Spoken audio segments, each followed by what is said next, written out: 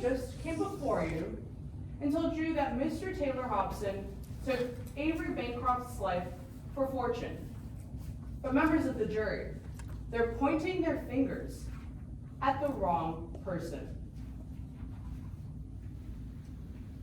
Let us take you back to April 22nd, when Avery Bancroft and Taylor Hobson and other members of Midlands boarded the Mid-Riverina Express. There were a lot of faces there. Faces with a bone to pick with Mr. Avery Bancroft. One of those faces, Rory Shelton. The plaintiff just got before you and told you that Rory Shelton will be testifying today as an eyewitness. But do not be fooled by his testimony. Rory Shelton was on the Mid-Riverina Express because he wanted to confront Mr. Bancroft. Rory Shelton was doing a lot of odd jobs for Mr. Bancroft. Money that was owed to him, $100,000. Now that might not seem like a lot of money to Avery Bancroft or Taylor Hobson, but that was life-changing for Rory Shelton. Money that he never got from Avery Bancroft, and that he was not going to get on the train. So what did Rory Shelton choose? Revenge. He took Mr. Avery Bancroft's life for the fortune that he lacked, for the fortune he was never going to get. You will learn that on April 25th, somebody walked into Mr. Avery Bancroft's cabin in an orange hoodie. And not a single witness on the plaintiff's side will be able to tell you that Taylor Hobson was wearing that orange hoodie the night Mr. Bancroft died. Not a single witness will tell you they saw Taylor Hobson enter Mr. Bancroft's cabin, poison him with potassium, and then leave. No witness will do that. Instead, we will ask you to follow the orange hoodie throughout this map and throughout trial today, as we call 3 key witnesses. First, we will call to the stand Miss Kelly Dews, an influencer from Midlands that was on the train with Taylor Hobson. Miss Dews will tell you that the first person who woke her up from her cabin in cabin 3 was Rory Shelton. Rory Shelton led Kelly Dews and Taylor Hobson to Mr. Avery Bancroft's cabin right after he died. Miss Kelly Dews will also tell you that Rory Shelton went to the store and sold potassium supplements that killed Mr. Avery Bancroft. Next, we will call to the stand the expert psychologist Dana Haskins. Now, Dr. Haskins will tell you she was staying in cabin 6, but she will also tell you that during the early morning when Mr. Bancroft died, well, she heard the dining car doors open. And the only person that was staying in this area of the train was Rory Shelton. And finally, we will call to the stand the defendant, Mr. Taylor Hobson. And Mr. Hobson will tell you that on the night Avery Bancroft died, Rory Shelton asked him for a hoodie, an orange hoodie, that we will ask you to follow throughout the train layout. And that Mr. Hobson, well, he wasn't wearing that orange hoodie. He went to bed in his cabin with Miss Kelly Dews. But Rory Shelton, well, he was left with an orange hoodie. We are in court today because the plaintiff has a burden to prove. We don't have the same burden as the plaintiff. They have to show you that it's more likely than not that Taylor Hobson facilitated Mr. Bancroft's death or knew about it and failed to stop it. Well, they will not be able to fulfill this burden because Taylor Hobson didn't know his father was going to die that night. He didn't facilitate it. He had no knowledge of it. But Rory Shelton, well, he facilitated that death. And that is why, at the end of today's trial, my co-counsel, Attorney Suarez, will ask you, well, where did the orange hoodie lead you to? Where? Follow it throughout this layout. Because at the end of trial, Attorney Suarez will ask you to find Taylor Hobson not liable because Taylor Hobson wasn't wearing that orange hoodie. Rory Shelton was. Thank you.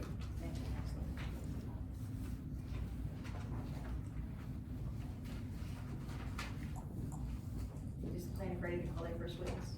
Yes, Your Honor, the plaintiff calls Jordan Nathanson to the stand, and we're gonna relocate him to the stand for visual aid.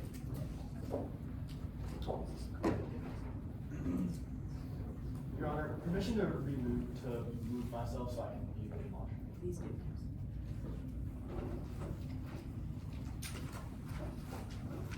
And I understand the wells are a bit tight, so please let me know if either of you have any trouble seeing this.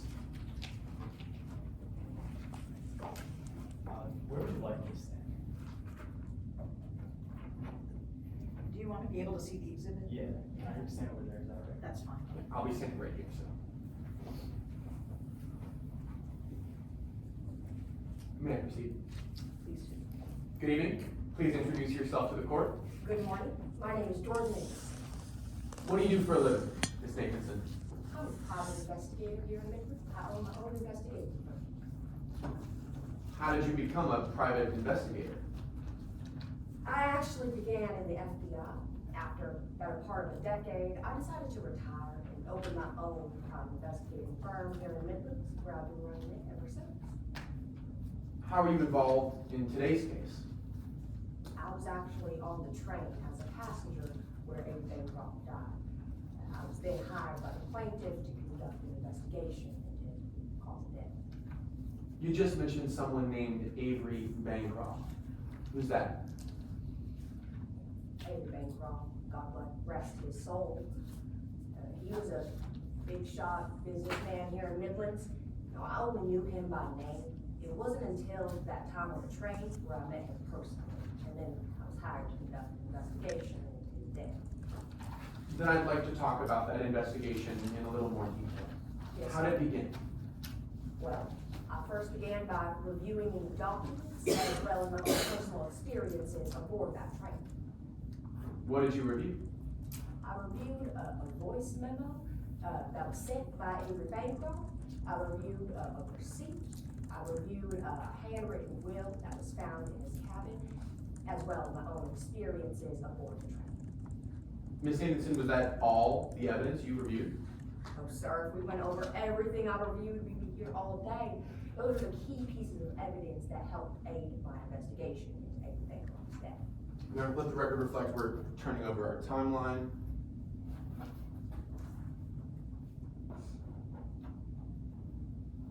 Ms. Nathanson, I'd like to take those pieces of evidence one by one, starting with the voice memo. Yes, sir. What led you there? Well, I like to begin my investigations by looking at any communication the decedent had the day that they died that led me to this voice memo. Would you recognize the voice memo you reviewed if I showed it to you in court? Yes, sir, I would. Then, Your Honor, let the record reflect I'm approaching opposing counsel and the witness in turn with what has been pre-marked as Exhibit 29C.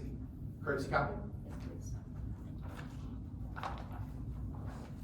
please. Ms. Nathanson, what's this? This is that voice memo that I reviewed that was sent by Avery Bancroft the day that he died. And this has been pre-admitted into evidence, Your Honor. Ms. Nathanson, what does it say? Well, if you look here at the top, just right at the top, it has a date stamp. It was sent at 1:48 a.m. on April 25th, 2024, the day Avery Bancroft died. What does it say in its actual text? Well, it says that Avery Bancroft had a conversation with his son, Taylor Hobson, and then Taylor Hobson gifted Avery Bancroft tea and a teacup, he says. Your Honor, let the record reflect I'm revealing a portion of our timeline. Ms. Nathanson, does this accurately reflect your testimony? Yes, sir, it does. Avery Bancroft said on April 25th that Taylor Hobson gifted him a tea and a teacup. Objection, Your Honor, to present evidence at this time. Can you explain your objection, sir? I asked that if they're going to be using this on a demonstrative, that they enter into evidence. Response, Your Honor? As I mentioned when I was entering it, it's pre-admitted. If it's pre-admitted, then I overrule the objection. Yes, Your Honor, that's the first submission.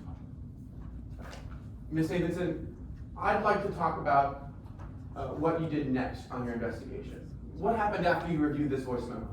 Well, as you see in this message, Avery Bancroft said there was a tea in a teacup, so I looked for any evidence that would corroborate that. That led me to a receipt that I found. Would you recognize the receipt you found if I showed it to you? Yes, sir. Your Honor, let the record reflect I'm approaching opposing counsel and the witness in turn with what has been pre-marked as Exhibit 31. Courtesy copy? Yes, please. Ms. Davidson, what does this say? This is a receipt from the Sheriff's Tools and Crafts store? Is it fair and accurate from when you last saw it? Yes, sir. Changed or altered in any way? No, sir. Your Honor, at this time, the plaintiff moves Exhibit 31 into evidence. No objection, Your Honor. So, Ms. Davidson, what does this receipt say? If you look here, it's a purchase, actually. It was made on April 23rd, 2024, the second day on that train ride. It's a purchase for concentrated banana extract, a teacup, and loose leaf tea.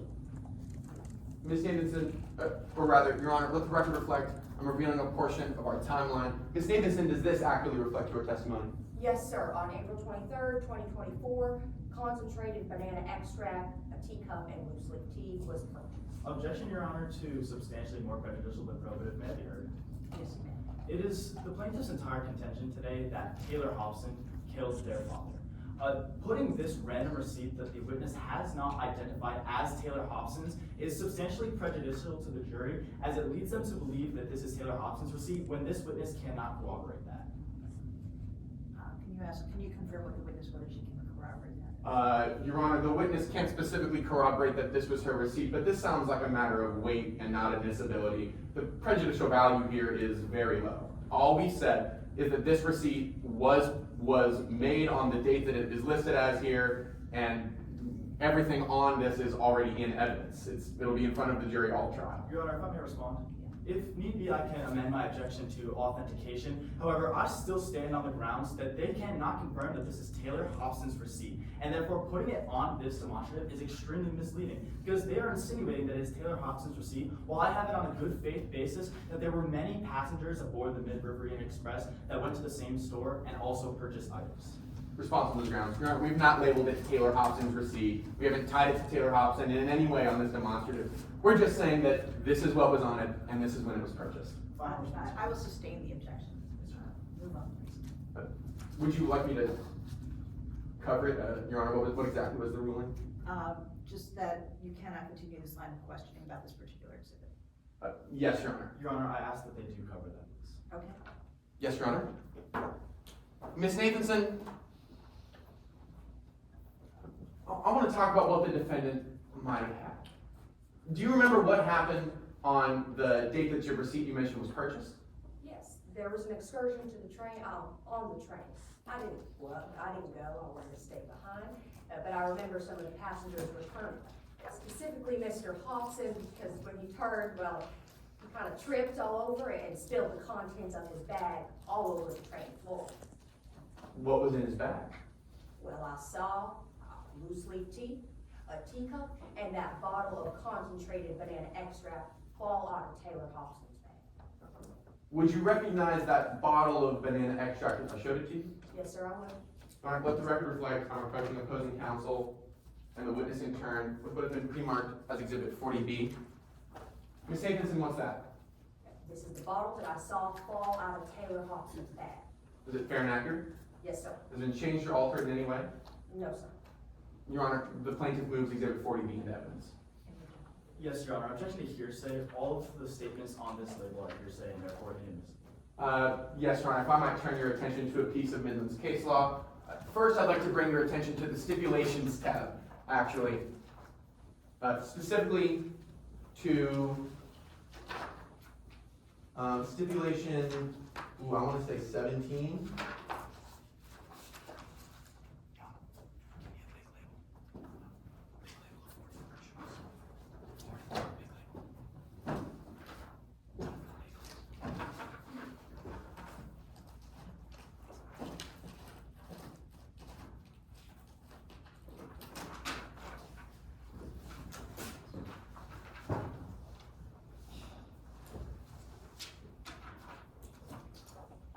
Thank you. Stipulation 10 states that this product is commercially sold. Now, there's actually a piece of Midland's case law we'd like to draw your attention to, which elicits that commercially sold products are not hearsay. Statements used for commercially sold products are not hearsay. Your Honor, permission to tender a label to the bench, just for reading purposes.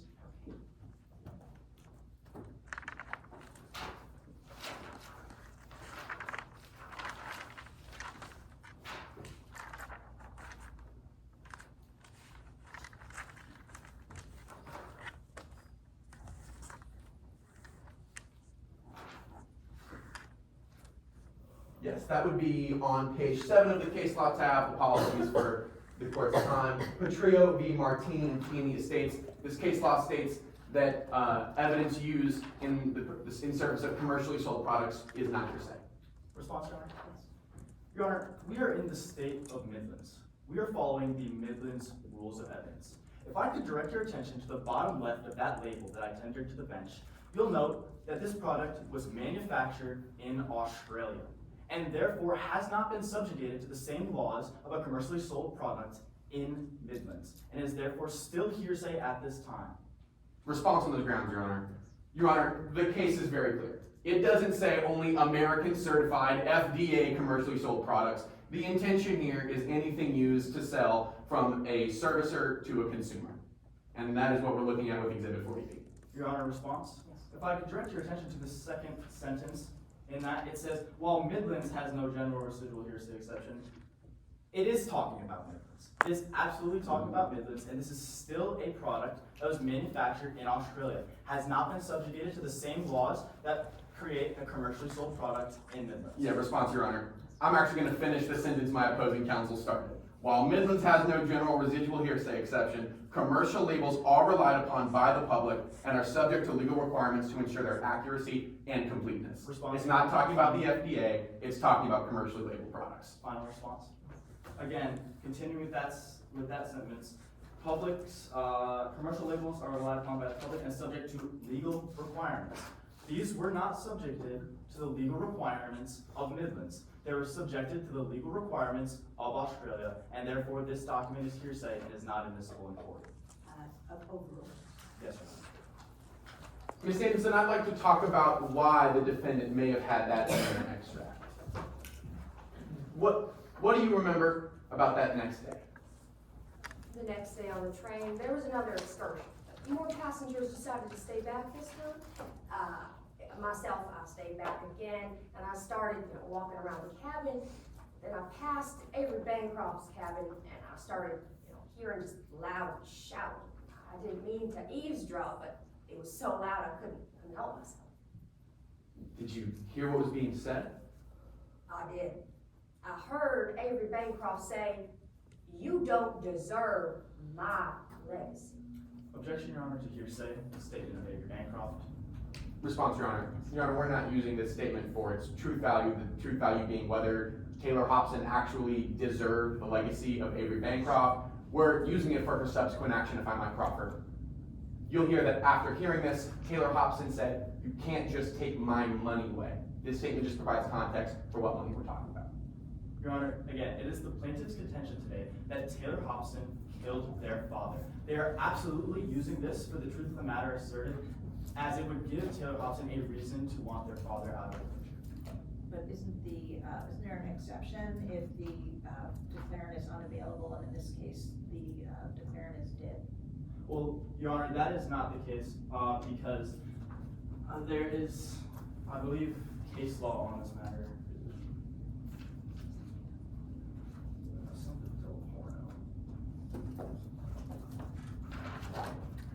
A moment to confirm for once there is case law.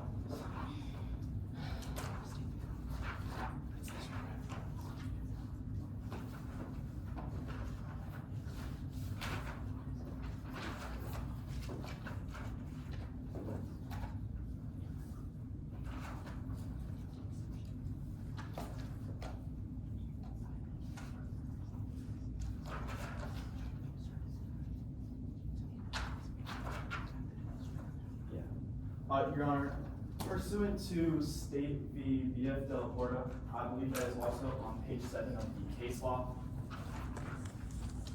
The second paragraph says to be inadmissible as hearsay, an out-of-court statement must be an assertion of fact to be offered to establish the truth of the fact asserted, which is absolutely what's being used, despite the fact that Avery Bancroft cannot testify in court today. Response on those grounds. Your Honor, I was just about to cite this exact same case law. My opposing counsel objected hearsay to the statement, "You don't deserve my legacy." The truth of the value asserted under State v. de la Porta is whether Taylor Hobson actually deserved a legacy. And as my opposing counsel just stated, that's not what we're using it to prove. We're using it to show motive, just as he says.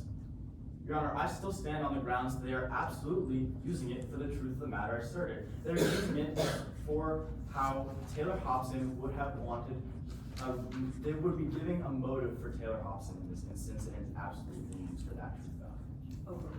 Yes, sir. Ms. Hobson, I'll ask you again. What did you hear being said? I heard Avery Bancroft say, "You don't deserve my legacy." Did you hear a response? I did. I then heard the voice of Taylor Hobson shout, "That's my money." And then that cabin door was swung right open, and Taylor, well, he came rushing out. You just said you heard the defendant yelling about money. Did you review any financial evidence for your investigation? I did. I reviewed a handwritten will that was found in Avery Bancroft's cabin after the pass. Would you recognize that will if it showed it to you? Yes, sir, I would. I'm going to let the record reflect I'm approaching opposing counsel and the witness in turn with what has been pre-marked as Exhibit 8, courtesy copy. Ms. Nathanson, what's this? This is a handwritten will that was found in Avery Bancroft's cabin after he died. Is it fair and accurate? Yes, sir, it is. Has it been changed or altered since you last saw it? No, sir. Your Honor, at this time, the plaintiff moves Exhibit 8 to evidence. Objection to hearsay, Your Honor. All the statements on this document are hearsay. Response, Your Honor. Your Honor, all the statements on this document are intent. This is an exception under Rule 803.3. Then existing intent. He says, I give the entirety of my charity to the Black Bear Casino fire. If anyone tries to contest this will or tries to set it aside, that person will have no right to anything. This is very clearly what Mr. Avery Bancroft intended. Response, Your Honor. If I could direct your attention to the bottom of this document, you'll notice that there is no signature on this will. Therefore, Avery Bancroft had no intention of going through with any of the statements on this document, otherwise he would have signed it. Response on those grounds. Your Honor, the defense is going to call the defendant to testify later, and when on cross-examination, we're going to ask her who wrote this, and she'll tell us Avery Bancroft. I watched him do it, and we had a long conversation about the fact that he wrote it. I asked this be admitted conditionally pending that foundation pursuant to Rule 104. Your Honor, despite the fact that Avery Bancroft may have wrote this, I stand on the grounds that he never signed it. If it was his intention to go through with it and not to just use it as a threat against Taylor Hobson, they would have absolutely signed it as their intent as to what they were going to do after the. Again, if I might make an offer of proof, Your Honor. Your Honor, the defendant is going to tell us that Avery Bancroft looked at her and said, I'm going to sign this pending some other future considerations. This is clearly a statement of intent. Final response, Your Honor. If they would like to admit this under Taylor Hobson, they may feel free. However, this witness cannot in any way, shape, or form testify to the fact that they knew Avery Bancroft had any intention of going through with any of the statements on this document. Response on those grounds. Your Honor, pursuant to Rule 104, we have until the end of today's trial to lay that foundation. I'm just asking for conditional admittance and for this witness to testify to where she saw this, not even necessarily whose it was. I agree with it. This can be asked to the defendant later today, so it should be waiting until that time. Yes, Your Honor. Ms. Davidson, you mentioned you found a note in Avery Bancroft's cabin. Where'd you find that? This note, it was found in the trash can of Avery Bancroft's cabin, all torn up, the day that he died. Just so we're absolutely clear, when was that? That was on April 25th, 2024. Thank you. I have no further questions, Your Honor. And would the defense like me to take this down to cross? Just that, no, leave it up, I'll take it down in a second. Just for one line, question.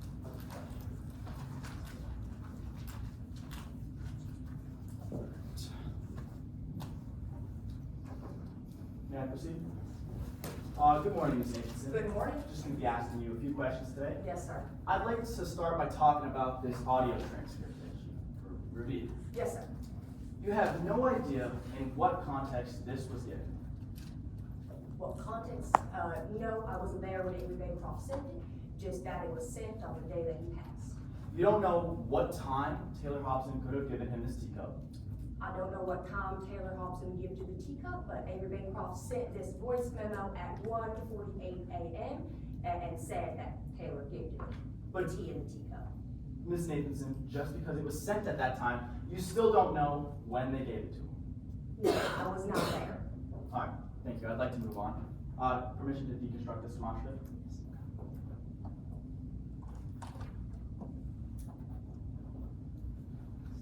Now, Ms. Nathanson, I'd like to talk to you about the investigation that you conducted while in the Mid-River Marine Express. Yes, sir. You never boarded the train with the intention to do any sort of investigation, did you? No, sir. I boarded the train prior to anything happening.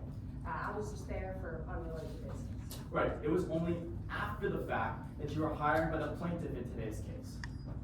Yeah, it was only after the train was damaged that Avery Bancroft passed me out there that.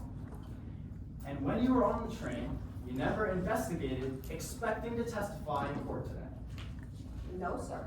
I didn't conduct any investigation expecting to testify.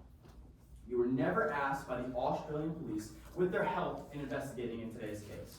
No, sir. I was not ever hired by the police or contacted by the police to conduct any investigation. You never reviewed any forensic evidence. No, sir. Again, I was not working with the police department, so I wasn't given any of that evidence. And it was only after you deboarded the train that you could come to any sort of opinion about today. I would say it was only after I reviewed all the evidence and the facts in this case, which was after the train ride. Yes, sir. And you could only come to a personal opinion, correct?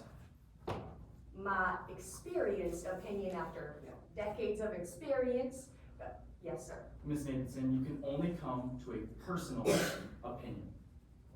Yes, sir. My opinion, based on my years of investigating experience in the FBI and being a private investigator now, but yes, it is my opinion that it was Taylor Hobson involved in his father's murder. And to be clear, you cannot state that as a formal conclusion, can you? Formal conclusion, I'm not sure, but based on the evidence and the facts that I reviewed, they all lead to the defendant, Taylor Hobson. You're not sure, or you can't come to that conclusion. Excuse me? Sorry, I'm not sure I understand what you're asking. You cannot come to an official conclusion in today's case, can you? No, I believe it was Taylor Hobson who was involved. That is what I found. You can't conclude it. I did conclude it. No, Ms. Nathanson, you cannot conclude to anything in today's case. Yes, sir. After reviewing all the facts in this case, I found that they led to the defendant, Taylor Hobson. Is it your testimony today that you can conclude to that fact? Sir, I'm not sure I understand what you're meaning by conclude, but it's my opinion, based on my investigation and my years of experience, that it was Taylor Hobson involved. Just let the record reflect that it is a personal opinion. Now, I'd like to talk about why it came to... Objection, Your Honor, to attorney testifying, if I might be heard.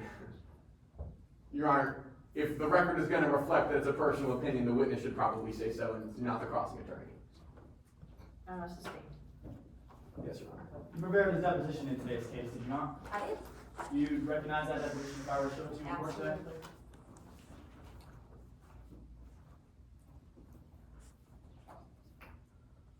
Let's start with line 2. Oh, is this your signature at the back? Yes, it is. And you were sworn to truthfulness within this deposition. Yes, sir. Question, did you conduct... Point of order, Your Honor. Can I know what line opposing counsel is going to be referencing before he lists them? Yes, I stated line 200. Just line 200? Starting at line 200. Yes. Question, did you conduct an investigation? Sorry, sir, I can't see what you're Question, did you conduct an investigation? Yes. Answer, no, not an official one. The Australian police handled that. They took photos, they collected forensics and some physical evidence. By examining the scene under their supervision, that mainly entailed tagging along as they thoroughly investigated the Platinum section. However, I did examine the evidence, and between the evidence I examined and my observations during the trip, some of which I have previously discussed during this deposition, some of which I have not, I have a personal opinion on what happened. Did I read that right? Yes, sir. After conducting my investigation, I have an opinion based on my experience and my own experience on the train, and that's what I conclude. All right. Now, Ms. Anderson, I'd like to talk to you about why you came to this opinion. You were hired by the plaintiff in today's case after the fact, Ms. Shannon Shaheen. Yes, sir. And if she is to win today, you were to be paid $250,000. So I'm gonna pay it, I'm gonna call it a contingency fee. This is standard in my field. Basically, it means I only get paid after I finish testifying and if my client prevails. And you will receive $250,000, correct? Yes, sir. Now, Ms. Nathanson, you actually have worked for Shannon Shaheen in the past, correct? I have. They're a fortune teller, so private investigative services comes real handy in that line of work, I guess. They hire me about 3 to 4 times a year. 3 to 4 times a year for the past several years. Yes, sir. And you actually advertise your services in testifying for court, don't you? I do. You made a brochure in which you wrote every single statement on that document. Yes, I made it myself. And you personally handed that brochure to Shannon Shaheen when you were trying to get her hired. I did. I try to hand this brochure out to all my clients. And you'd recognize that brochure if I showed it to you in court today? I would. Your Honor, let the record reflect on approaching the opposing counsel and the witness with exhibit 2. Your Honor, like a copy? We'll be using the backside of this document. Now, Ms. Nathanson, is this your brochure? It is. Do you like it? I did the design all by myself. It's fantastic. Is it a fair and accurate Thank copy? you. It is. Your Honor, permission to enter this into evidence. No objections, Your Honor. If I could direct your attention to the bottom left of the back side, under the surveillance, the last Yes, statement sir. down here says, if there's dirt to be found, and even if there isn't, we will find it. It does. You know, my experience as an FBI, I have specialized knowledge that I can find things that other people can't. That's part of the services that I offer in Nathanson Investigations. So, to be clear, Ms. Nathanson, even if there isn't any dirt to be found, you'll find it. Yes, sir. I'm a thorough investigator. Now, going over to the bottom right, the last sentence under trial testimony, it says, we know how to present the facts. Let the record reflect that the word facts is in quotations in a way that gets you what you're looking for. Did I read that right? Yes, it does. I have years of trial testimony after my experience working in the FBI, and I'm here testifying for my client. Okay, I can take that back. Yes, sir. So, Ms. Nathanson, to be clear, when you were hired by Shannon Shaheen, the services that she read you would provide was that you would find dirt if there wasn't any, and that you would present facts in a way that would get her exactly what she's looking for. Those were a couple points on that brochure that I offered, yes. All right, now I'd just like to talk about another interaction you had on the train. You talked to Avery Bancroft. I spoke with him a couple of times on the train. Yeah, and one of those times, he offered you $5 million to investigate who might want to hurt him on the train. You know, it was actually right after Taylor Hobson, that arguing a conversation that I heard, that Avery Bancroft came up to me and tried to hire me for my services. But Yes, Ms. sir. Sorry to cut you No off. But worries. Ms. Nathanson, you declined $5 million from Avery Bancroft. I did. You know, I didn't want to take on such a big job at that point, so I declined. Well, it wasn't because it was such a big job. You would say it was because it would be trying to find out who would want to kill Avery Bancroft would be like trying to find a needle in a haystack. Isn't that right? Exactly. It'd be a big job. He's a, famous Midlands billionaire, so I declined his services. In fact, anyone on the train might have had a motive to kill Avery Bancroft. Possibly, but after my investigation, I found that it was Taylor Hobson who had the motive, the means, and the opportunity to actually execute that. Ms. Nathanson, just reverting you back to my question, you thought anyone on the train could have wanted Avery Bancroft dead. Yes, sir. All right, so now I'd like to talk to you about some of the exhibits that you reviewed for today's case. Permission to construct the demonstrative, Your Honor?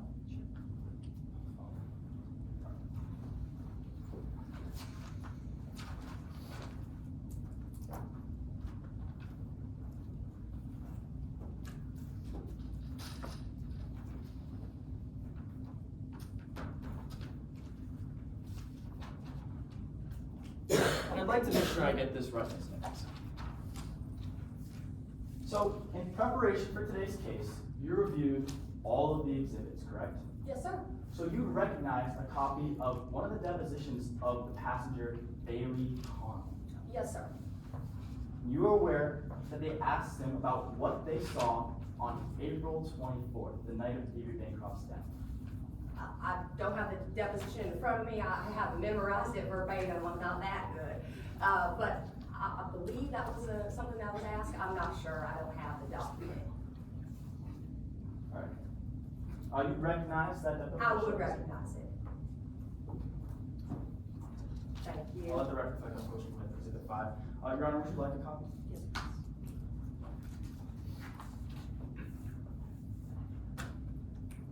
Now, if I could direct your attention to line 57 and 58, I believe it's on the second page, third page, my apologies. No worries, okay, right there, oh, do you need? Yes, I will just be reading and making sure that you are reading the same thing as me. Yes, sir. It says, question, did you see anyone while you were drawing? Answer, I did, around 3 a.m.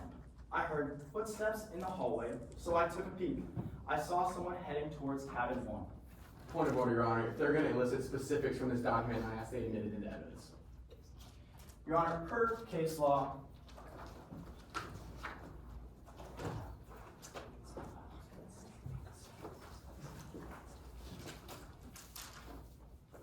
Midlands Television Studios v. Kosak on page 11.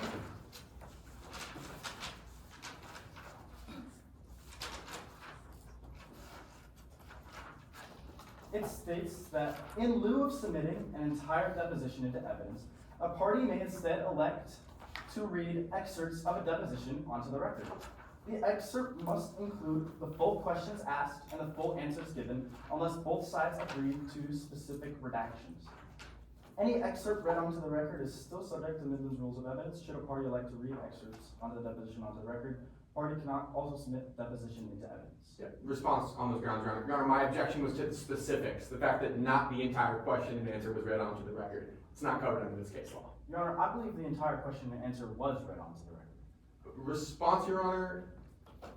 Your Honor, I understand we do not have the benefit of a court stenographer with us, but it is the plaintiff's remembrance of the questioning that it was not the entirety of the answer provided.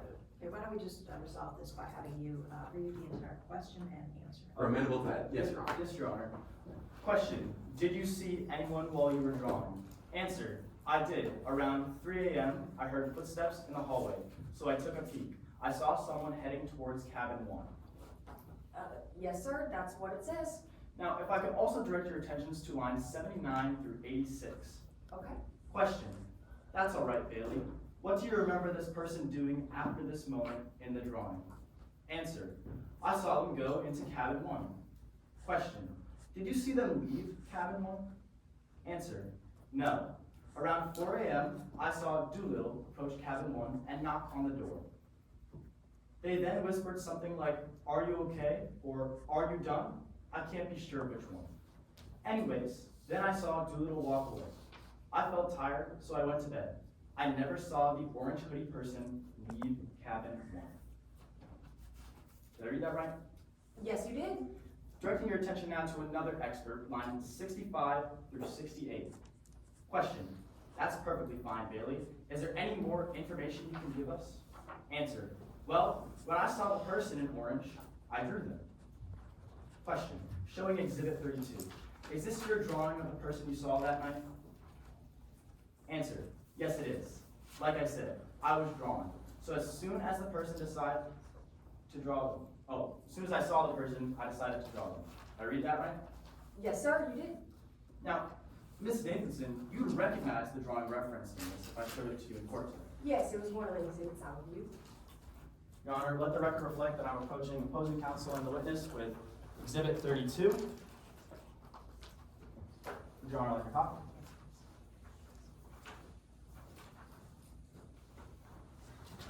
Ms. Nathanson, is this that drawing? Yes, it is. And the person is, permission to enter this into evidence? Any objection? No objections, Your Honor. Now, the person in this drawing is wearing an orange hoodie, correct?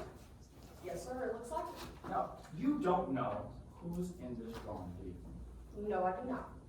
All right, thank you. I can take that as now.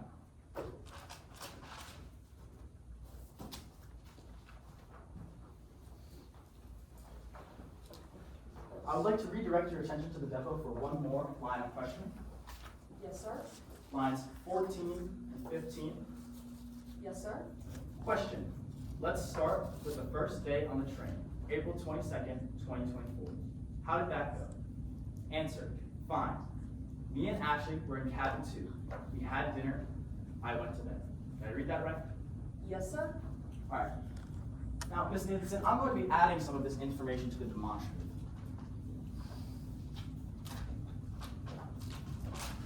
Let the record reflect that Bailey Connell stated that they were in their cabin on April 25th at 3 a.m. That was cabin 2. Let the record reflect that I am also adding orange hoodie, April 25th, 3 a.m., right below cabin 1.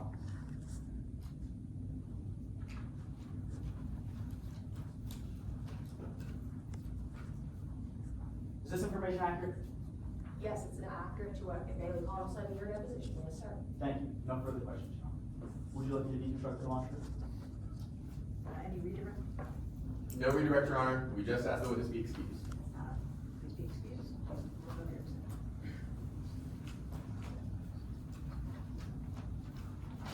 Okay, is the plaintiff ready to call their next witness? Brief point of order, Your Honor. Would defense counsel like their exhibits back? Oh, yes. All right.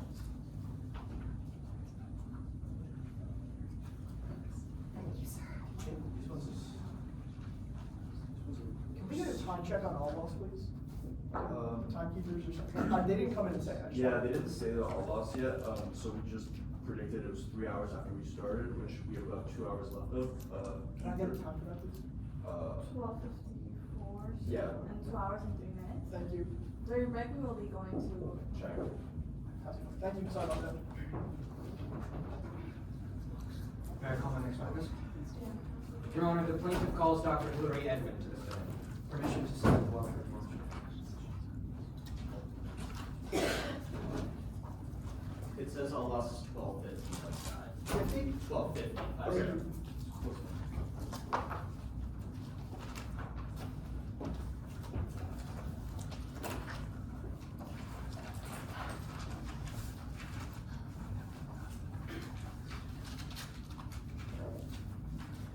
May I proceed, Your Honor? Good morning. Would you please introduce yourself to the court? Good morning. My name is Dr. Hillary Edmond. What do you do for a living, Dr. Edmond? I'm a doctor of medicine. I specialize in both pulmonary and internal medicine as well. Why are you here in the court today? I was on the train and treated Mr. Bancroft in the events leading up to his death there. After that, I was also hired by the plaintiff to prepare an expert report regarding Mr. Bancroft's cause of death. Dr. Edmond, I want to talk a bit more about your background. What education did you receive to become a physician? Well, first, I got my bachelor's in biochemistry. I then went on to get my MD from the Stroop School of Medicine out of Chicago, and I then got my medical internship and residency. And Dr. Edmond, in evaluating today's case, did you use a method?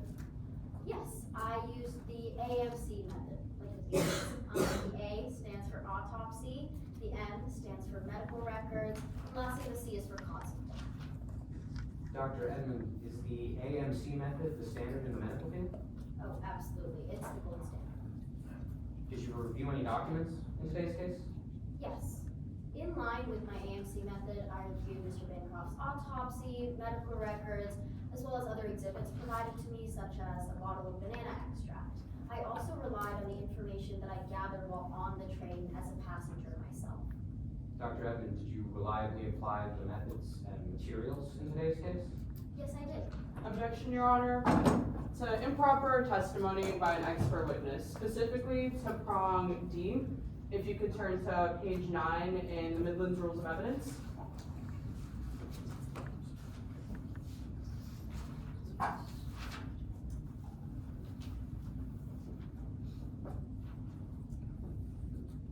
It should be tab, I think, Amari, I believe. I'm not seeing the paper.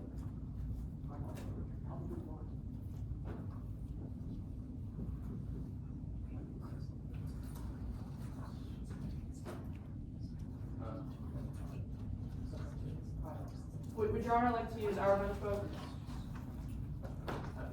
Oh, Your Honor.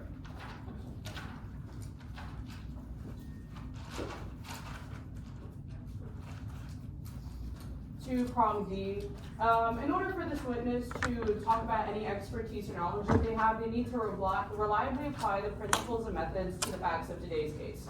We have it on a good faith basis that this doctor was not able to do so because they have a heavy bias against Mr. Avery Bancroft, the person that they're testifying about, and I believe that therefore they cannot reliably apply this principle or method that they're referencing to the facts of today's case. Response, Your Honor. Your Honor, first of all, it's our contention that this is an untimely objection. Under Rule 702, this applies when an expert has given an opinion or conclusion. We're simply going over the doctor's background. She's not elicited any expert conclusion at this point. Additionally, if the opposing counsel wishes to cross-examine on bias, that goes to the weight and not admissibility of our witness's testimony. Your Honor, if I may be heard briefly, I'm objecting to the fact that they're talking about some method and laying this foundation. I'm objecting that this principle or method cannot be reliably applied because I have it on a good faith basis. They're going to elicit expert testimony based on this method and that they have a severe bias in treating Mr. Bancroft. Therefore, they couldn't have reliably applied this method to treat him and testify to the facts of today's case. Now overrule the objection and allow this testimony, you can deal with the backgrounds. Yes, Your Yes, Your Honor. Honor. Dr. Edmond, I'll re-ask the question. Did you reliably apply methods and materials in today's case? Absolutely. Let's talk about that method, starting with that A for autopsy. Would you recognize Mr. Bancroft's autopsy report if I showed it to you today? Certainly. Your Honor, let the record reflect that I'm approaching opposing counsel and the witness in turn with what has been previously marked as Exhibit 19A.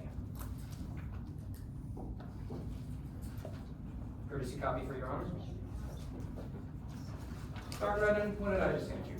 This is Mr. Bancroft's autopsy report. Does it appear fair and accurate? Yes, it does. Has it been changed or altered in any way? Not that I can tell.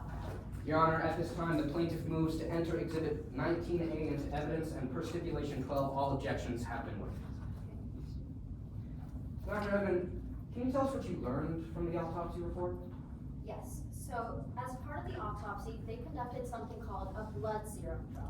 And if you look at the toxicology section of the report right here, this says that at Mr. Bancroft's time of death, Mr. Bancroft's blood had very severely high levels of potassium in particular. Dr. Edmond, when did Mr. Bancroft die? Mr. Bancroft passed away at 5:42 a.m. on the morning of April 25th, 2024. It's also right up here. Your Honor, let the record reflect I'm making a portion of the plaintiff's timeline in a moment.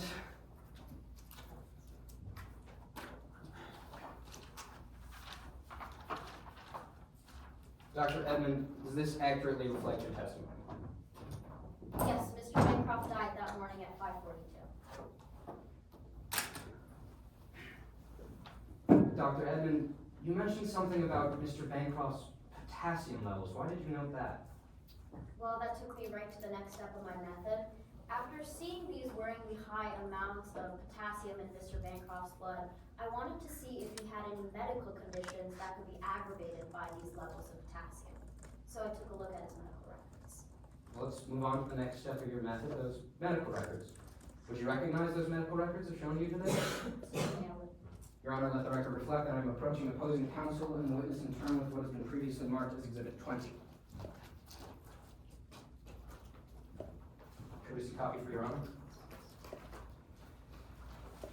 Dr. Edmond, what are we looking at? This is Mr. Bancroft's medical records from his primary care physician. Do they appear fair and accurate? Yes, they do. Have they been changed or altered? No. Your Honor, pursuant to stipulation 6, Exhibit 20 is pre-admitted.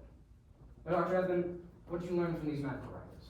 If you look at the very last paragraph of notes right here, Mr. Bancroft's doctor states that at this checkup in 2022, that she told Mr. Bancroft and his son, Taylor Hobson, who was with him, that Mr. Bancroft had something called chronic kidney disease, and that could make ingesting potassium fatal for him.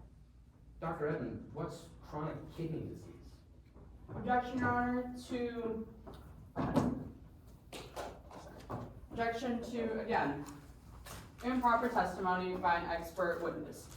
There has been no foundation laid that this witness can talk about any kidney problems. They didn't state any experience in working with the kidneys. They said they were pulmonologists, but nothing about working with kidneys, no history about observing any kidney or any diseases with kidneys. I would say that this is an improper testimony by an expert witness. May I respond, Your Honor?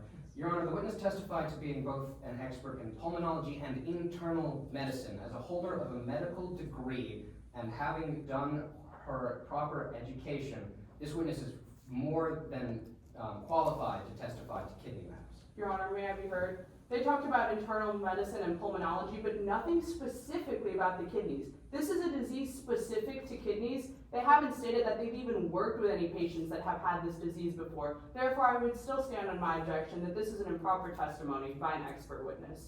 Response, Your Honor. Your Honor, at this point, the witness is simply testifying to what chronic kidney disease is. As a medical doctor holding an MD, the witness is more than welcome to do so. Overruled, I agree that as a medical doctor, they would be able to answer a simple question about what chronic kidney disease is. Yes, Your Honor. Dr. Edmond, what is chronic kidney disease? Essentially, it just means that someone's kidneys aren't functioning to their full healthy capacity. And because of that, their kidneys can't filter out toxins in their blood quick enough for them to be healthy. Dr. Edmond, you also mentioned that potassium could be fatal to someone with chronic kidney disease. Could you explain to us how that might work? Yes, I have actually brought along a visual aid I used to use in middle school. Your Honor, permission for the witness to step down and make use of the visual aid? Any objection? No, Your Honor.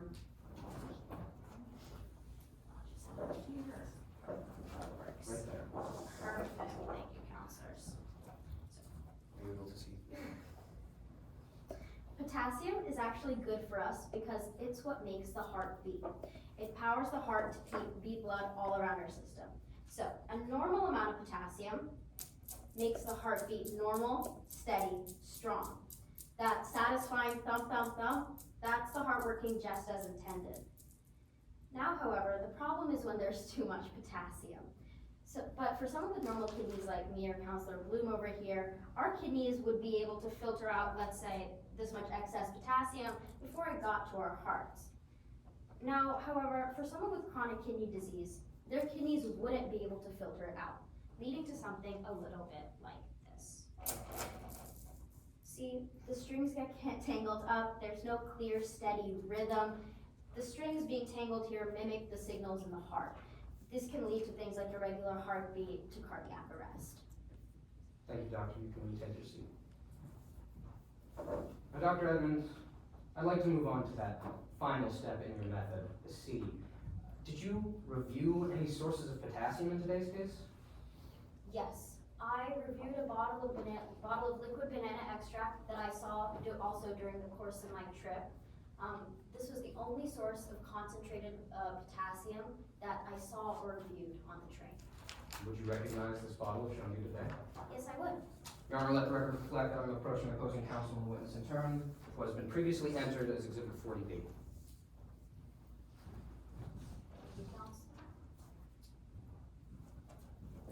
Now, Dr. Edmond, you mentioned that you had seen this bottle of extract during your trip. Can you tell us exactly where you saw it? Sure. It was during one of the outings on the train, and I was at a local craft store, and I saw Mr. Hobson holding and looking at a bottle of this extract. And what can you tell us about this extract that you saw the defendant holding? Well, if you look at the label, I know I'm a bit far away, but the label here says that this extract contains 200% of one's daily value of potassium in just half a teaspoon's worth. And let the record reflect that I'm removing a portion of the demonstrative. Dr. Edmond, does this accurately reflect your testimony? Yes, it does. I did see Mr. Hobson on April 23rd at a local craft store holding this bottle. Objection, Your Honor, to misleading the jury. This does not accurately depict the witness's testimony. It says defendant seen with a teacup. This witness has not testified to seeing the defendant with any teacup. Additionally, they said that they were looking at the banana extract. This witness didn't say they saw it by the banana extract or with it on the train. They have not laid that foundation. It's highly misleading. Response, Your Honor. Your Honor, we are amenable to conditionally redacting for now that teacup part, and the witness has testified to seeing the defendant holding that banana extract, which is absolutely what this says. We're not saying that the defendant bought that extract, that's just that they were seen with it, which is what the witness has testified to. I also stated, I don't believe I heard the testimony about the teacup. Yes, Your Honor, we're amenable to conditionally redacting that. I asked that then they cover up the part about the teacup, if they would like to keep up the defendant seen with banana extract. We can do that, Your Honor. Now, doctor, what can you tell us about this extract you saw the defendant holding? Well, again, this extract contains 200% of one's daily value of potassium in just half a teaspoon's worth. How would that dose of potassium affect someone with chronic kidney disease? Well, based on the concentration of this, the amount, less than half a teaspoon of this would have been enough to cause cardiac arrest for someone with stage 3 chronic kidney disease, like Mr. Bancroft. Dr. Edmond, do you know when Mr. Bancroft would have had to have ingested potassium? Objection, Your Honor, to lack of personal knowledge. If I may be heard, this witness has not testified to seeing Mr. Bancroft consume this bottle of potassium extract, and they're testifying to that it could have been that it was likely that he ingested it, asking about some time. I would say there's a lack of personal knowledge here. Response, Your Honor. Your Honor, if I may make an offer of proof.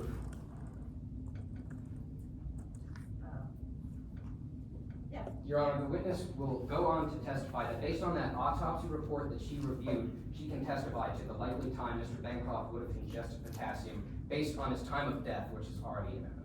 Your Honor, if I may respond to that then, we have it on a good faith basis that they would need some key assumptions that they haven't laid any foundation for yet to come to the conclusion of when he had to have ingested it, and that they don't have those key assumptions. They are not able to say exactly when Mr. Bancroft ingested potassium, and they cannot say that this is what Mr. Bancroft ingested. They don't have that knowledge. Response, Your Honor. Your Honor, once again, this sounds like it's going to the weight and not the admissibility of the testimony. This witness is testifying that based on her expertise in the materials reviewed, she can testify to when this is. If opposing counsel would like to cross-examine the witness about that, they're welcome to do so. Your Honor, if I may respond, this does not go towards weight. It is highly inadmissible because they don't have the knowledge that Mr. Bancroft ingested this bottle of potassium, and they don't know when he could have ingested it because they haven't laid any foundation for key assumptions to come to that conclusion. They have no knowledge. Response, Your Honor.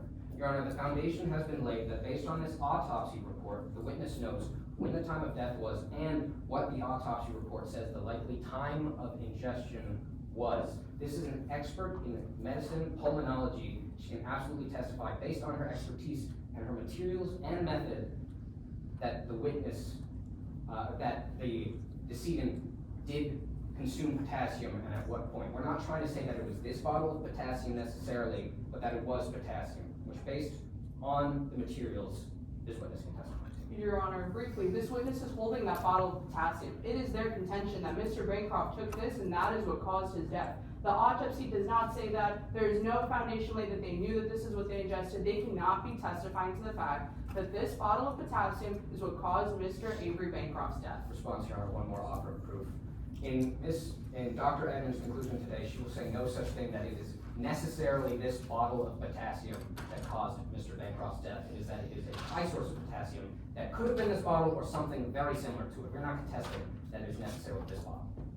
Then I would amend my objection to relevance. If they're not saying that this is what killed Mr. Avery Bancroft, why is this witness holding that bottle, and why are they going down this line of questioning about a hypothetical? Response, Your Honor. Your Honor, as the witness has testified, this is the bottle that she saw and reviewed as the only source of potassium. While it's not necessarily this bottle, this is absolutely relevant for the witness to testify what she finds the most likely source to be. Not that she's saying it is necessarily that source. Your Honor, if it is relevant, then I would say they don't have knowledge that this potassium caused Mr. Avery Bancroft's cause of death. I stand on that objection. I will overrule the objection. Your counselor can deal with this on cross. Yes, Your Honor. Now, Dr. Edmonds, what time might have Mr. Bancroft ingested potassium? Well, the coroner places the window of ingestion between 2 a.m. and 4:30 a.m. the morning of Mr. Bancroft's death, and I agree with that finding. Your Honor, let the record reflect, I'm reviewing a portion of the plaintiff's timeline. Does this accurately reflect your testimony, Dr. Edmonds? Yes, Counselor, it does. He ingested that potassium most likely between 2 and 4 a.m. that morning. Your Honor, if I just may, it's Or 30 misleading. a.m. Yes, Your Honor, that was my objection, but I will withdraw my objection now. And Dr. Edmonds, what did you conclude about Avery Bancroft's cause of death? Well, based on my evaluation of the materials in today's case, I believe that the most likely cause of death was cardiac arrest after Mr. Bancroft ingested something with a very high concentration of potassium that would be very similar to this liquid banana extract. Thank you. Your Honor, no further questions.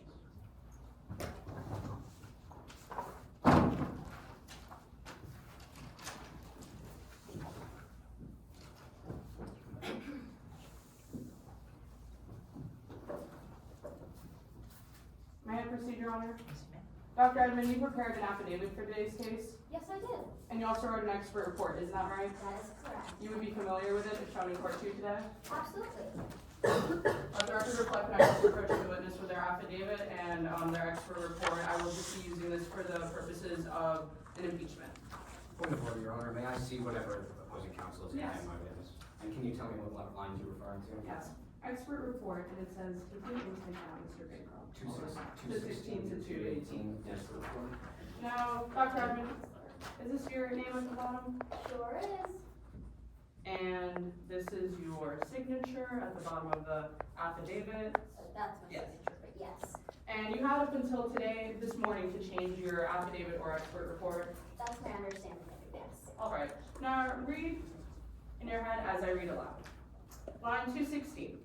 Taking that into account, Bancroft likely ingested the potassium-rich substance, be it the concentrated banana extract or something else, approximately 90 to 120 minutes earlier, or between 3 a.m. and 3:30 a.m. before entering a state of very severe hyperkalemia. Did I read that correctly? Yes. While the coroner places the window of ingestion most likely between 2 a.m. and 4:30 a.m., that is a large and more considerate and conservative medical window. However, I think that it can be narrowed down further to 3 and 3:30 a.m. However, the more accurate way to justify that window of ingestion would be between 2 a.m. and 4:30 a.m., given that there are many factors in this case. The amount that Mr. Bancroft, the amount of potassium Mr. Bancroft ingested, how far his stage of chronic kidney disease had progressed, the medications that he was taking. Medical Dr. opinions Edmond. can never be certainty, and therefore it is 2 a.m. to 4:30 a.m. is the most likely and most certain window of ingestion. Dr. Edmond, but you said it was likely between 3 and 3:30 a.m. in your expert report. Yes, I think it's 3 and 3:30 a.m. All right, Dr. Edmond. Now, I just want to talk to you a little bit about your previous experience with Mr. Avery Bancroft. You knew Mr. Bancroft before boarding the train, correct? I knew of it, yes. You knew of him back in Midlands, isn't that right? That's correct. Your spouse ran for a seat on the state Supreme Court in Midlands, correct? Yes. Merritt ran for a stay adherence of the Supreme Court. And Mr. Avery Bancroft, he ran attack ads for the opponent of your spouse, isn't that right? Yes, for Justice Sullivan. And these attack ads accused you of committing tax fraud, isn't that right? Yes, they did, and the IRS conducted their investigation, and I was cleared, but it was a rough time. And you had a pulmonary practice at the time? Yes, Edmund Culinary Associates. And you had to close that practice because of those attack ads, isn't that right? Enough clients left that it wasn't financially feasible to stay open for me anymore, and so I chose to shut down. Redirecting you back to my question, as a result of those ads, you had to close your practice, correct? Yes, that's correct. And those attack ads caused your spouse to be severely depressed, isn't that right? It was really hard for Merritt and me, and he was very upset about it, but I'm very glad to say that he's doing much better now. You squarely blame Mr. Avery Bancroft for the pain of your spouse, isn't that right? Yes, You would go as far as to call Mr. Bancroft the devil of Midlands, isn't that right? that was his famous moniker, yes. And you wrote articles about how bias could impact patient treatment, isn't that right? That's correct, I did. You wrote that in your CV, correct? That's correct, I did. You would recognize a copy of your CV shown in court to you today? Absolutely, I would. Let the record reflect that I'm approaching the witness with their CV.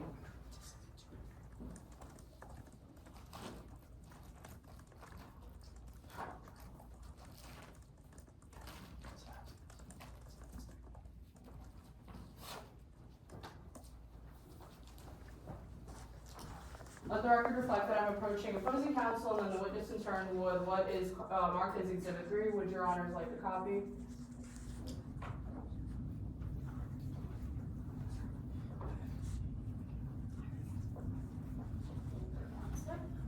Dr. Redmond, this is your CV, isn't that right? That is correct. It's a fair and accurate copy. Looks to be. Let's motion to enter Exhibit 3 into evidence. No objection, Your Honor. So, Dr. Edmond, under select publications, it says that you published an article called Nature's Poison, the impact of a physician's personal bias on patient treatment. Isn't that right? Yes, along with 10 ways to keep it so hot when it's cold and glamour is my favorite, but yes, I did. But that's one of the articles you wrote? Yes. All right, let the record reflect that I'm approaching the witness to retrieve that exhibit. Now, you would say in normal circumstances, you wouldn't treat Mr. Bancroft, isn't that right? Yes. But given the emergency situation on the train and no other doctor present on board, that made me had to treat Mr. Bancroft. Typically, yes, it would warrant my recusal from treating him, but given the emergency situation, I did have to treat him. So, redirecting you back to my question, in normal circumstances, you wouldn't treat Mr. Bancroft? That's correct, yes. All right. And now I want to talk to you a little bit about one of the excursions you went on while on the train. You went into Sherrill Craft, isn't that right? Yes, on April 23rd, I believe. You never saw Taylor Hobson buy a bottle of banana extract. No. The only time I saw Mr. Hobson talk to a store employee was to ask if they had something stronger in the back, but I didn't see him check out anything, no. Dr. Edmond, I wasn't asking about that. You never saw Taylor Hobson buy a bottle of banana extract. No, I did not. Instead, you saw another passenger, Rory Shelton, exiting Sherrill Craft. Isn't that right? That's correct. You saw him walk out with a bag. Yes. You saw that there was something in the bag. I saw that Mr. Shelton had a bag and was walking out of the store as I was entering it, as I remember it, but I'm not sure about anything in the bag itself. So you didn't see the contents, but you saw that there was something in it. Sure, yes. And it could be possible that Mr. Rory Shelton was buying banana extract. Isn't that right? Possibly, but I don't know Mr. Shelton that well, and I have no clue what he may have purchased. So that's a yes to my question. Is possible? Yes. All right, and I want to ask you couple of questions based on your expert testimony and direct examination. You talked about a time of ingestion for Mr. Bancroft's potassium, is that right? That's correct. But you need a key assumption for that, is that right? Yes. You need Mr. Bancroft's baseline potassium level, Yes. and you didn't have that baseline potassium level. Yes. The only way to constantly have baseline potassium levels is if Mr. Bancroft had a blood test every morning to show how much potassium was in his system. But given that we don't have that, and when I spoke to Mr. Bancroft's primary care physician, that he was consulting doctors throughout his international travels, and that his medical record there was pretty sparse in comparison to that. And so, due to the lack of constant blood draws determining his potassium levels every day, I was unable to determine his baseline level. Dr. Edmond, again, back to my question, you didn't have this baseline potassium level, isn't that right? Yes, that's correct. All right, no further questions, Your Honor. Ready for your direct, Your Honor? May I proceed? Dr. Edmond, you were asked a lot of questions about Rory Shelton on the cross. I just want to talk about that briefly. Dr. Edmond, did you see Rory Shelton buy banana extract? No, I did not. Did you see Rory Shelton hold any banana extract? No. Did you see Rory Shelton near any banana extract? No, I did not. Thank you. There are no further questions.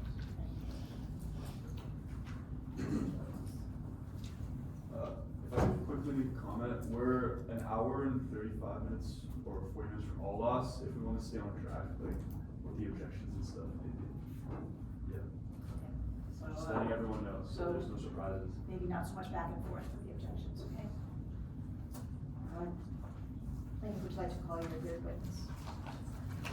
Yes, Your Honor, the plaintiff calls Rory Shelton to the stand.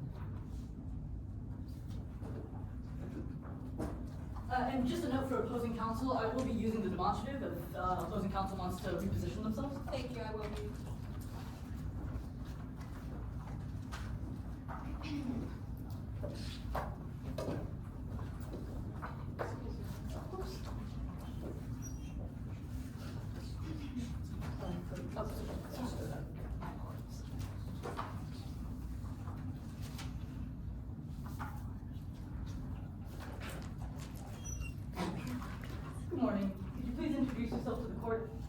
Name Shelton.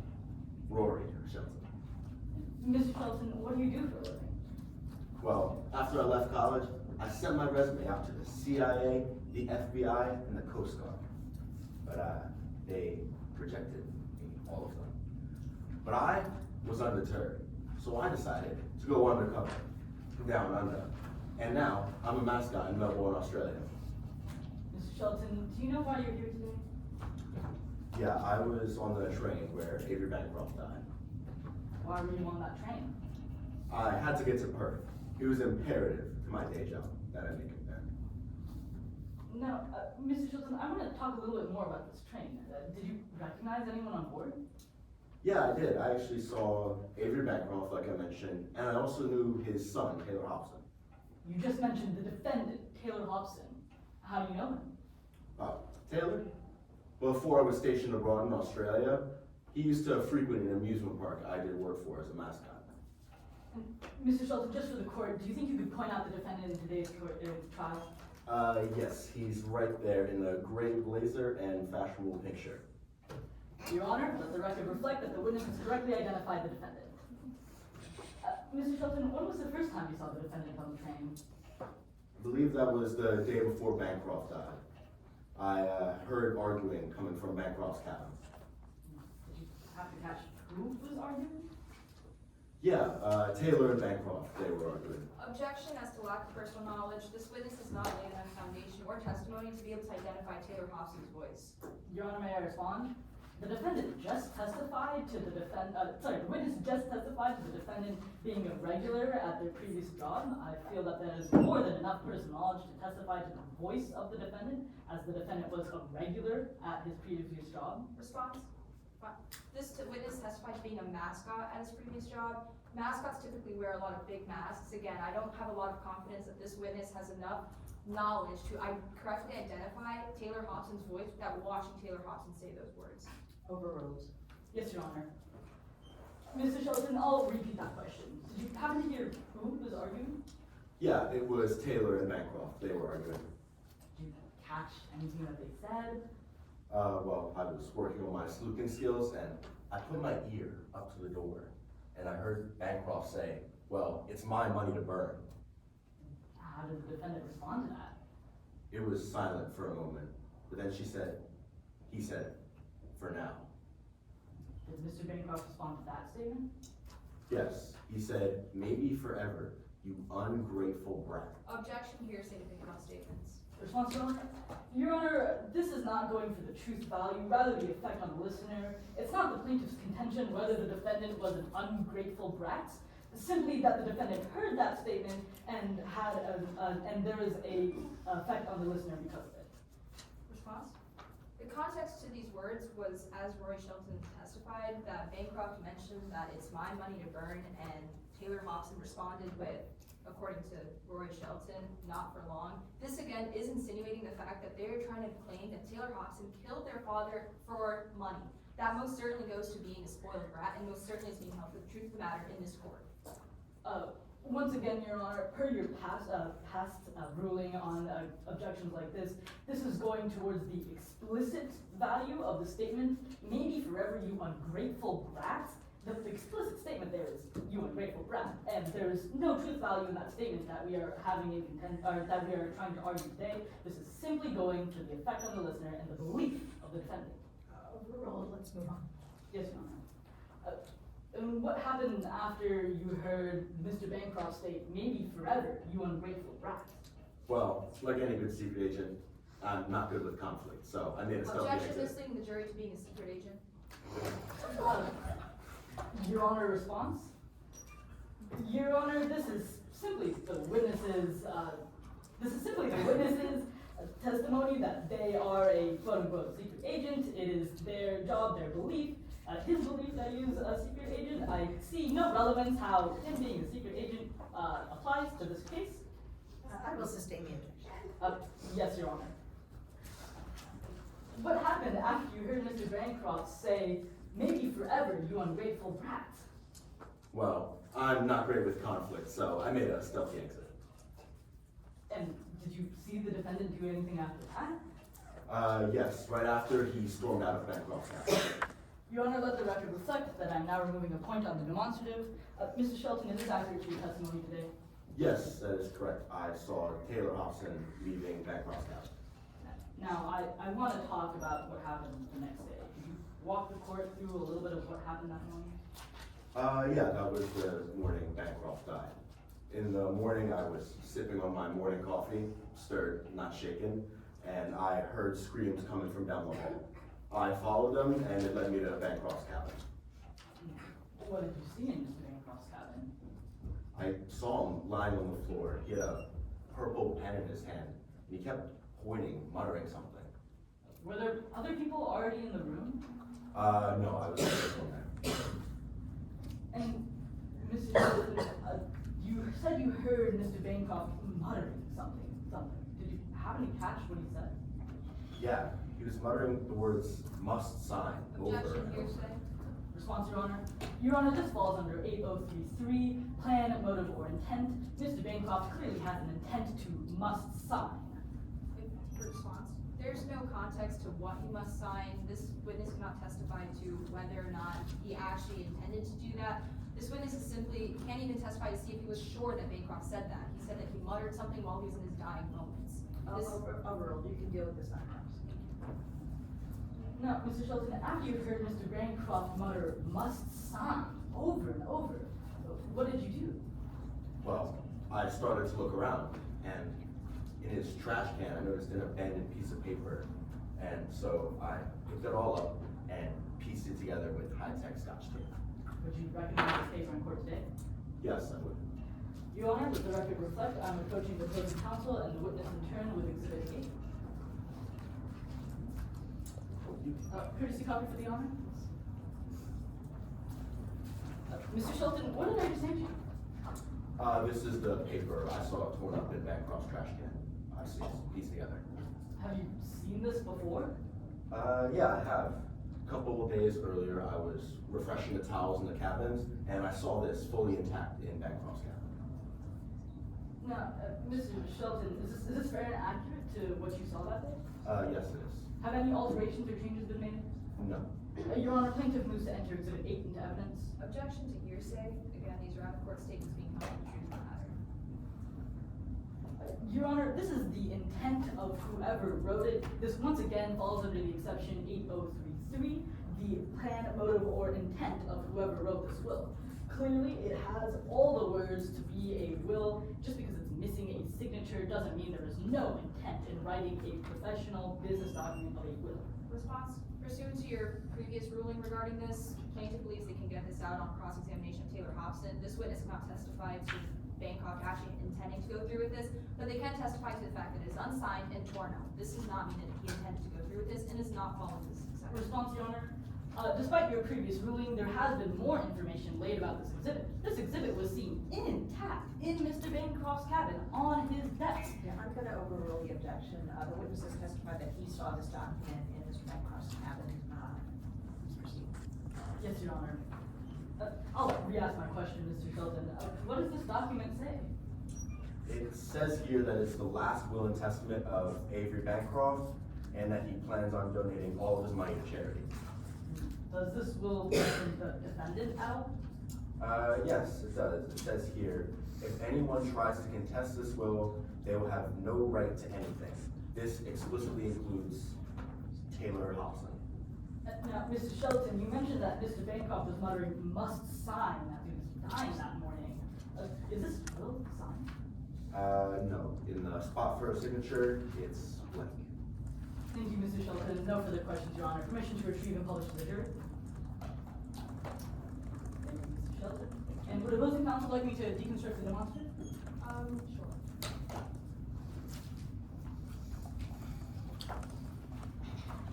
May I ask how much time I have to class? Yes, 2 minutes and 31 seconds. Alright. May I proceed? You are familiar with an Instagram post made by Kirby Doolittle, correct, Rory Shelton? Yes, that is correct. If shown to you today, you recognize it? Yes, I would. Please let the record reflect that I'm approaching opposing counsel and the witness in turn, which is with what has been previously marked as Exhibit 9. Alright, courtesy copy? Sure. Is this a fair and accurate copy of that post? Yes, it appears. Any alterations? No. All right, I move this exhibit as evidence. Objection, Your Honor, under 801 hearsay. Response? Pursuant to case law, excuse me while I grab that.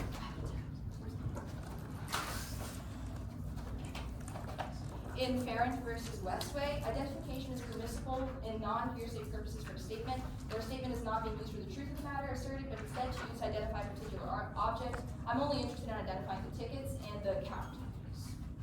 Oh, sorry, page 5 of the case law. It's the first case on top. For example, if a license plate is being used to identify a particular car, the statement on the license plate is admissible in non-hearsay. We're only interested in the tickets. Your Honor, if opposing counsel is only interested in the tickets, in the interest of time, I will withdraw my objection. Thank you. And these tickets state that they're on the Harvey, correct?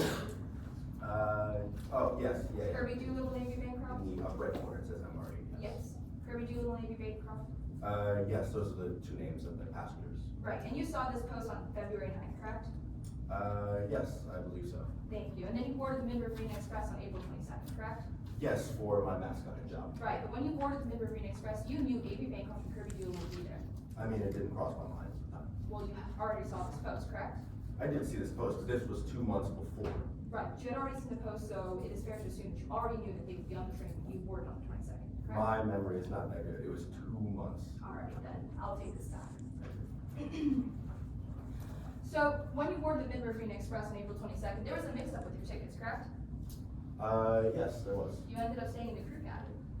Yeah, what ended up happening was Kirby Doolittle Roy was asking me Shelton, for. I'm gonna stop you right I'm there. trying to explain the situation. Well, I'm asking you a yes or no question. I'd ask you to just say. Point of order, Your Honor, badgering the witness. Response. I will sustain that, please move on. Yes, Your Honor. You Can I stayed finish in, my answer? I'm gonna ask you a different Oh, question. okay, sorry. You stayed in the crew cabin for the entirety of the trip, correct, Roy Shelton? Yes, until after Bancroft died, they had us all go to our original. Right, and in that crew cabin, there's a master key to every single cabin? Yeah, I actually told Taylor about it, I remember. Yeah, and you had access to that because you slept there every night, correct? Yeah, and so did Taylor. She was also. Taylor did not sleep in the crew cabin. But she was in the crew cabin. She actually followed me there. Alright, thank you, but you slept with the master key every single night, I correct? mean, I didn't sleep with it in my arms. In your. With my sunglasses, I do, but Okay. not with the master key. Alright. That was like on a wall, I think. I'd like to move on to your welcome dinner. At the welcome dinner, when you saw Avery Bancroft, you wanted to confront him, correct? Yeah, I did consider it. He owed you life-changing money, correct, Roy Shelton? I mean, not life changing. I You wrote a wouldn't say book it's and life-changing money? Is this your testimony today that it's not life-changing money? I mean, it was kind of life changing at the time, but once the royalties came in for my book, I had plenty of money. Roy Shelton, is it your testimony today that you would not, this is not life-changing money? No, at the time, it was life changing money, yes. Thank you, no further questions. Okay, so that's the end of plaintiff's case, correct?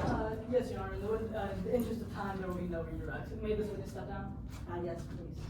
With that, Your Honor, the plaintiff, has ended their. Thank you. We have a request, we go straight through with no break. Your Honor. Yeah, we have an hour and 30 till all loss, I said we just go. Agreed, there will be no break, if anyone needs to leave for personal purposes and come back, that's fine. Yes, Your Honor, I request that maybe one of the timekeepers can check the all lost time that they posted outside. I know what we were. They said 150. Yeah, the longer we spend on discussing. Yes, Your Honor, I agree. Our next witness really needs to use the bathroom, like, Okay, very well, I'm badly. gonna tell everybody. Sorry, but you need to go to the bathroom. Alright, can we skip 1 minute break, probably fast, thank you. Oh boy. Oh, can you hold it for testimony or not? Okay, do you want to start? Should we go out of order? Oh boy. All right, we'll go out of order. We're going out of order. We'll be calling Dana Haskins. Yes, Your Honor. It might be a little. You just might hear some shuffling as we get some stuff out. Apologies, Your Honor.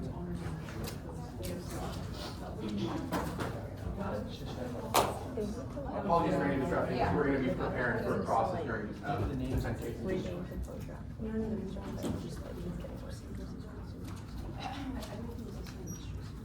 For clarity on your ballots, that is Alyssa, and I'm